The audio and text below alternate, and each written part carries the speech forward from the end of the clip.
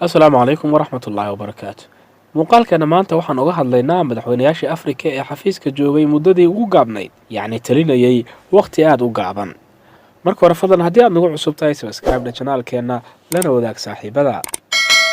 Madaxda Afrikaanka ayaa sidaan aragnay kuwa aad u jecel inay wax maamulaan ama xukumaan muddo aad u dheer si mar walba dhagahooda ugu soo dhacaan iyagoo loogu yeerayo mudana madaxweyne. qaarkood waxay xafiiska ugu sarreeya dalkooda fadhiyaan ilaa inta malakulmood xoog uga kaxaynayo ama jabhado hubaysan dalka xoog uga saarayaan. Haddaba waxaa jira madax Afrikaan oo aan iyagu calfan inay waqti dheer wax maamulaan duruuf walba ha keentee. qaarkood waxay madaxweyne ahaayeen maalmo aad u kooban halka qaarkoodna bilo uun keliya xafiiska fadhiyeen. haddaba aan idinla wadaago madaxda ugu muddada gaabneyd ee wadamada Afrika horjoogayaal u noqday. 1. Thomas Sankara oo ka soo jeeday Burkina Faso. madaxweyne Thomas Sankara ayaa ahaa nin Afrika baal qurxoon ka galay isagoo lagu xasuusto fikradiisii dal jacayl iyo horumar jacayl ee uu xambaarsanaa. waxa uu talada dalkiisa la wareegay isagoo dhalinyaro oo jira 33 sano oo keliya. nin hami sare leh ayuu ahaa waxaana uu xukunka ka tuuray madaxweyne Jean Ouadraogo. madaxweyne Sankara ayaa ku eedeeyay madaxweynihii ka horreeyay musuqmaasuq iyo waana sababta uu u afgambiyey. waxa uu xilka hayay 4 August 1983 ilaa 15 Oktoobar 1987. Sankara ayaa aad u aaminsanaa isku filnaansho isagoo dhammaan hay-adihii mucaawanada dalkiisa siin jiray eriyay. Sankara ayaa ugu dambeyn la iqtiyaalay sanadii 1987 isagoo 37 sano jir ah waxaana isku mar la dilay isaga iyo 12 jenaraal oo kale. 2. Mohamed Morsi oo waddanka Masar ah. madaxweyne Mohamed Morsi ayaa ahaa madaxweynihii u horreeyay ee si dimuqraadi ah loogu doorto dalka Masar oo muddo madaxweynayaal kaliya ay xukumayeen. Morsi ayaa lagu xasuustaa inuu soo saaray amar uu wax badan kaga bedelay hab maamulka isagoo amray inuu shaqayn karo ama samayn karo wax walba uu rabo isagoo aysan xakamaynayn maxkamadaha dalka. Morsi ayaa qabtay xilka Juun 30 2012 isagoo laga tuuray ama si inqilaab ah looga tuuray xilka 3 July 2013. markii xilka laga tuuray waxa uu Morsi galay xabsi iyadoo dambiyo la xiriira jaajusnimo lagu soo oogay. ugu dambeyn Morsi waxa uu ku dhintay xabsiga isagoo 67 sano jir ah. waxa uu geeriyooday 17 Juun 2019. 3. Robert Goy oo Ivory Coast ah. Mr. Goy ayaa ahaa madaxweynihii saddexaad ee waddanka Ivory Coast ama Sahel. waxa uu ku qabsaday waddankaas inqilaab military isagoo xilka ka tuuray madaxweynihii dalkaas Henry Konan Bedey. waxa uu xilka qabtay 24 Diseembar 1999 isagoo xilka hayay ilaa 26 Oktoobar 2000. waxaa lagaga adkaaday doorasho ka dhacday dalkiisa waxaana doorashada ku soo baxay madaxweyne Laurent Gbagbo inkastoo uu diiday inuu xilka wareejiyo.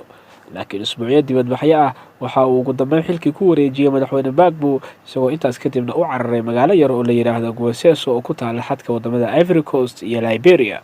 4. Michael Jotodia waxa uu madaxweyne ka ahaa Central African Republic waddanka la yiraahdo. madaxweyne Jotodia waxa uu ahaa madaxweynihii u horreeyay muslim ah oo madaxweyne ka noqda dalka Afrikada dhexe. ninkan ayaa hogaamin jiray jabhad la yiraahdo Seleka Group ka hor inta uusan madaxweynaha noqon. waxa uu xukunka dalkiisa hayay 24 March 2013 ilaa 10 January 2014 oo u dhigata 9 bilood iyo bar. madaxweyne Jotodia ayaa ku fashilmay inuu dhameeyo colaadda muddada dheer u dhaxaysay dadka muslimka iyo kuwa kiristaanka ee dalkaas. dalkan ayaa waxaa ku badan dadka haysta diinta kiristaanka iyagoo marar badan xadgudubyo bani'aadanimada ka dhan ah u geysta dadka laga tirada badan yahay ee muslimiinta ah. 5. Yusuf Kironde Lule oo waddanka Uganda ah. madaxweyne Yusuf Ulele waxa uu madaxweyne ahaa kaliya 68 maalmood ama 2 bilood iyo 8 maalmood. waxa uu xilka qabtay sanadii 13 Abriil 1979 isagoo ka degay 20 Juun isla sanadii 1979.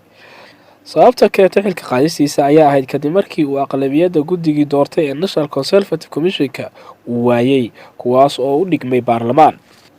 madaxweyne Yusuf oo muslim ahaa ayaa geeriyooday 1984 kadib markii kaliyuhu fariisteen. 6. Melchior Ndadaye oo waddanka Burundi u dhashay. madaxweyne Ndadaye ayaa ahaa madaxweynihii u horreeyay ee si dimuqraadi ah loo doortay ee dalka Burundi. waxaa la doortay 10 July 1993 waxaana si ikhtiyaal ah loo dilay 3 bilood kadib 21 Oktoobar isla 1993. waxaa dilkiisa ka dambeeyay ciidamo qabiilka Tuutsiga ah iyagoo xukunkiina ka afgambiyey. arrinta dilkiisa ayaa waxaa ka dhashay dagaal sokeeyo oo dhammaaday sanadii 2005 waxaana la wariyay inay ku dhinteen ilaa 200,000 oo qof. 7. Christopher Okoro Cole Christopher Okonkwo waxa uu ahaa madaxweynihii u horeeyay ee dalka Sierra Leone intii uu xilkaas qaban. Waxa uu ahaa madaxa cadaaladda ee dalkiisa. Sanadii 1971 ayaa waddanka Sierra Leone ka dhaqan galay dastuur dalka ka dhigaya jamhuuriyad, iyadoo hab doorashoodka dalkana laga dhigay mid madaxweyne maamulo. haddaba waxaa 19 Abriil 1971 madaxweyne loo doortay Christopher Okonkwo isagoo xilkaas hayay ilaa 21 Abriil 1971.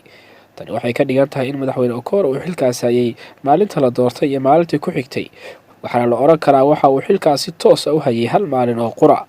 waa ku mahadsan tahay daawashada muuqaalkan. fadlan haddii aad nagu cusub tahay subscribe channelkeena lana wadaag saaxiibada.